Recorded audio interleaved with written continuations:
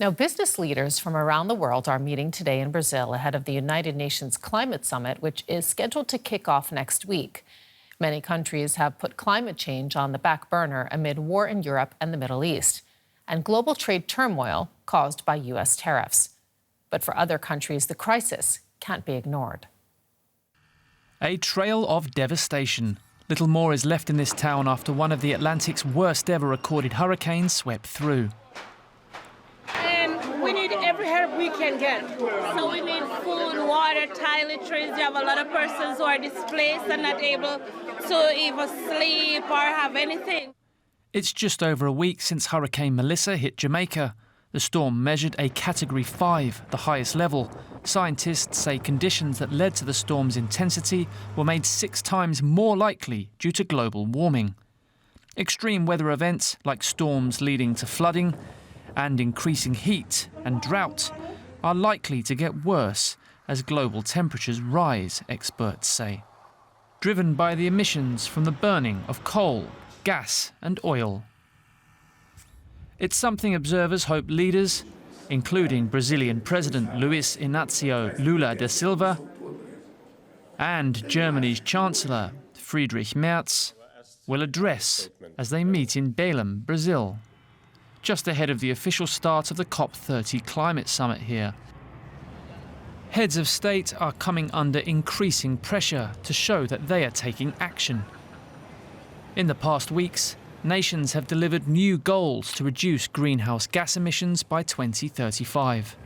But even if pledges are met, it would mean an increase of at least 2.3 degrees Celsius by the end of the century. Still, way above the 1.5 degrees leaders agreed to limit temperature rise to back in 2015.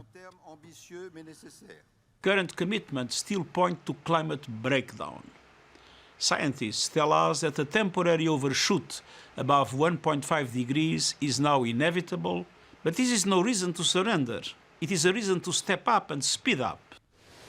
In Belém, leaders are being called on to look at climate change not as an environmental challenge, but one that cuts across sectors. It cuts across security, health, food, education, economics and finance. Having presidents and prime ministers to, send the right signal that this is something that we, consider being a priority at the level of the heads of state, I think is fundamental. And this is just the beginning.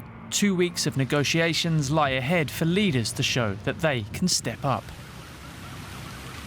DW's chief climate reporter Louise Osborne is with me here in the studio. So, ahead of COP30, Lula wrote, "Make this COP the COP of truth before people lose faith." There's a lot at stake, isn't there? Do you have the sense that it will be delivered upon? It's hard to say. Today is all going to be about trying to reestablish some of the trust that has been lost over the past years. One of the things that Lula and the Brazilian presidency of COP30 want to do, for example, is to have leaders show that they are ready to take action on the big promises they have made over the past few years.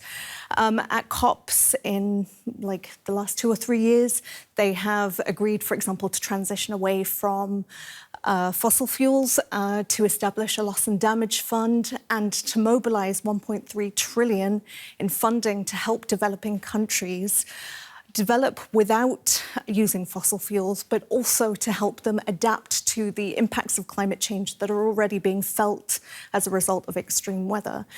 And so they want, those big decisions have been made and yet the action has not been taken to kind of back them up. And that is what Brazil is pushing for now and will be asking leaders to commit to as they come to Belém today. This COP has been called the COP of implementation by the Brazilian presidency, and that's what they'll be pushing forwards with. Talk with us a little bit about the big powers, the big polluters, China and the United States I'm thinking of specifically. We're hearing that some of the top politicians will not be in attendance. What's the point then if they're not there? I think there's a lot of relief that the the top politicians in the US, for example, President Trump will not be there because it paves the way for talks to be perhaps more constructive, considering the pullback on climate policy within the US itself.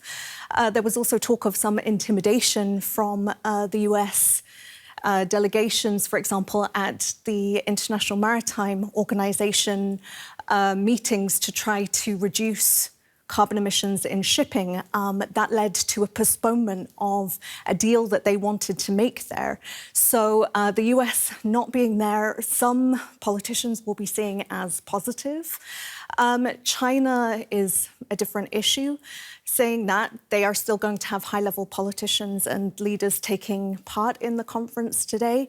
But China, anyway, has kind of established itself as a climate leader in a lot of ways by putting forward, for example, its first goal to reduce carbon emissions, which is a big deal considering it is the biggest emitter globally.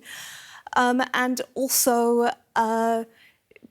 investing so heavily in renewable energy in the past.